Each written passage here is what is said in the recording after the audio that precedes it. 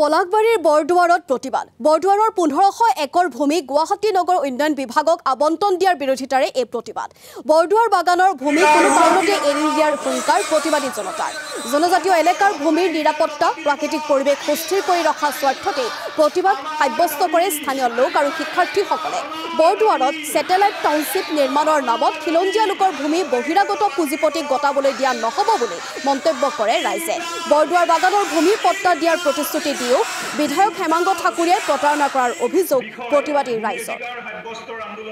জ্ঞানজ্যোতি পৰিয়ালৰ সমমৰ্মিতা মহাশয় জ্ঞানজ্যোতি পৰিয়ালৰ তৰফৰ পৰা সংগ্ৰামী অভিবাদন গ্ৰহণ কৰিব আমি জানিব পাৰিছো যে বৰদুৱাৰ বাগানৰ 1 নম্বৰ 2 নম্বৰ আৰু 3 নম্বৰ ৰাজহ